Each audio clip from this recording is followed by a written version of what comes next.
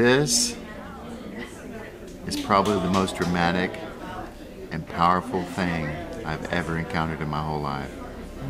And for me to tell anybody anything about it, they would not understand. You have to go through it. You will not understand it until you've been in my shoes. My name's Brian. I'm here to learn to communicate. I'm having a hard time with my wife, and I'm having a lot of problems with my son. You may not think you have any issues. You may. Either or. You may just come here to make friends. It doesn't matter why you get here, just get here. Because when you come out, it will change your life. I mean, it's going to in some way, big, small. It'll be big, but you may not believe that. But big or small, it's gonna change. And that makes it worth it right there. Anything going on in your life you're here to work on, you think? My separation with my wife. Beyond that, I really don't know. I mean, I don't think there is, but obviously she does, so. All right, thanks, Lincoln. No problem. You can become anything and anybody you want to be if you just believe in yourself and you believe in the power of love. My name is Pamela, and I'm here to make a better person out of myself and feel better about myself. My wife and I have renewed ourselves as a couple.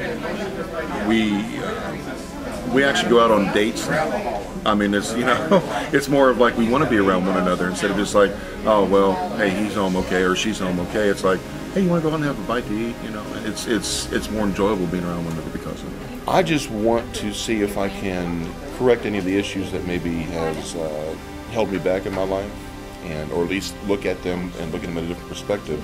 I think what was holding me back from leaving the relationship was being afraid of what was out there, like afraid of what would be different, you know, afraid to make the change. But I had just decided that it was time.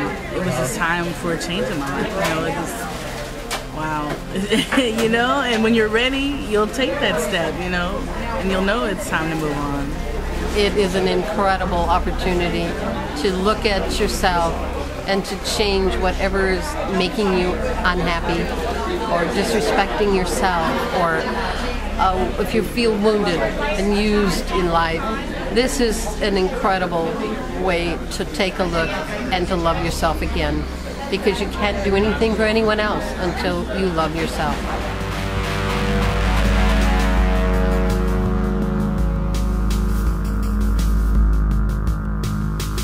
My best friend, 23 years old,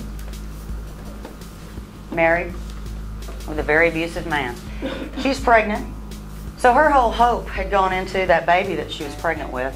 Came home from work, he met her at the door, and something he didn't like. You know, it doesn't have to be anything. It can just be nothing. So he proceeded to throw her around on the front porch and knock her down and kick her, and his old grandmother came out and jumped on his back to try to get him off of her. He slung Grandma onto the wall. He finally leaves, goes drinking. She gets up, goes in the house. She doesn't feel the baby move. She goes to bed praying, hoping. That was everything she had. The next day she got up, no movement. And now, as far as she knew, all that hope was gone. That baby was dead. So she walked into the bedroom, opened the bedside table, pulled out a gun, a revolver. She walked into the bathroom, her little fat self. She slid down between the toilet and the tub, wedged in there, put that gun in her mouth, and pulled the trigger. That's hopeless, y'all. You know, some people talk about it. Some people don't talk about it and they just do it. She was one of those people. That was her level of hopelessness. Guess what? She didn't die. The gun didn't go off. Her baby was alive. She didn't know it at the time she pulled the trigger, though. And that best friend stands right here in front of you. I took that gun and put it in my mouth, and I pulled the trigger. And somebody somewhere else said, not done with you yet. So that's why I'm here talking to y'all. I was a screwed up, broken parent. Cope for 3 years. You use all kinds of stupid stuff to cope with your pain and your brokenness. There's another answer. There's hope.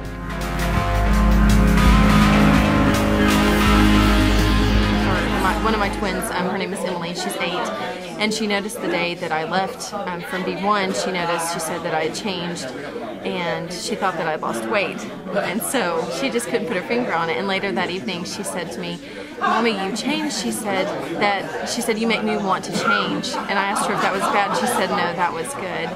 And she noticed a couple of weeks ago that my husband and I hadn't fought since we'd both changed, as she put it. I want to tell you about my own personal experience and what brought me to this. I have 3 children. One of them is deceased. He was killed when he was 23. His name was Zach, hence Zach's Ridge. I don't know what happened to Zach. He was very, very bright. You know, I scored high on all those tests that you take. And he just met people easily. And he had about as bad a sideways behavior as you can get. And I never understood it because it didn't fit him. He actually said to me, "Mom, there's something wrong with me. I know the difference between right and wrong, and I know what I need to do to be happy, and yet I don't choose that. There's something wrong with my brain." When he was 14, he started using drugs. He started stealing. Then he got to where he was breaking into people's homes. He was with a group, and he would tell me later on that when he would break into somebody's home, he would go in, and if there was an animal or something, you know, like a little dog, he'd play with the dog the whole time. This is how serious he was about stealing, but he was real serious about his drugs. And he was using crack cocaine and crank, and that's expensive. So he fed his habit and got caught so many times. He went to prison when he was 20.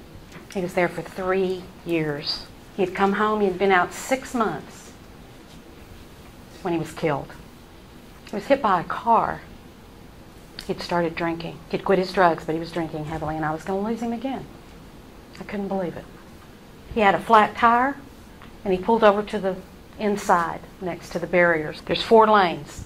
He was running across those 4 lanes, and he was hit in the far right-hand lane by the far right-hand fender of a car. He was literally this far from making it.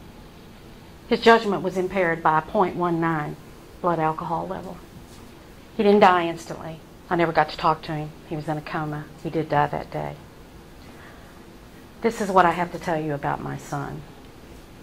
He was the most gentle, kindest spirit I've ever known, and not just because he was my son. I didn't know he had as many friends as he did until he died. It was amazing. He just had bad behavior. And he taught me that we are not our behavior. And that's what I'm here to tell you. I would never hurt myself because I had my other children to take care of, but I died with him that day. I didn't want to be here anymore, and if my time was over, that was just fine with me. And then I found this program that we're talking about, this training that we're bringing to you and your family. What would you say to somebody considering taking this training? Go for it. Don't let a day pass by without it, because it's going to change your life. It's going to change your vision for your future. It's going to free you. Just free you. As a person of the human being status, you deserve to be happy. Why rob yourself of that opportunity? Go ahead and take the class. Give yourself the happiness that you deserve. It's amazing. It's hard, so hard to describe because it's so absolutely incredible that there's just no words, but that you need to go. And I'm so glad I did. You deserve it, number one, and number two, even if you think that you are healthy and you're fine and you've dealt with all your stuff, that may be true, then at least come and get an enhancement on it. You know, come and get it revved up a bit. The little things that I always said were little really are little. Things don't bother me. If they do, I give it over and let go. Just let it go. Everything in my life has completely changed. Completely. For the better. I found what people do is they actively run away from examining their lives. It's not about not having the time, not having the resource. They don't want to look. And what I'm encouraging them to do is say, you know what, I am worth it. It's time I take a look at my life. And just see what happens. See what they find.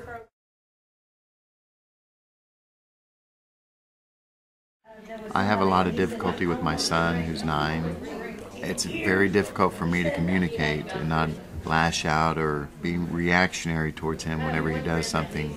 I decided to step back and look at how I perceive I talk to him. Well, I'm looking up at this big man, and he's sitting there being very harsh to me, and I thought, how I'd like to be talked to like that, and I didn't like it. So, in a calm voice, I've been actually getting down on my one knee at his eye level. My son's 9. And actually talking to him. He didn't understand what I was doing, I don't think, the first time I did it. He got mad at me, and I told him in a calm voice, when you could talk to me in this voice that I'm talking to you now, I will continue to listen. He blew up and he was enraged at me, stormed off. It was about 30 minutes later he came back and apologized in a calm voice. So that was a big step for me. I think I could take steps like that in order to be able to communicate with my son.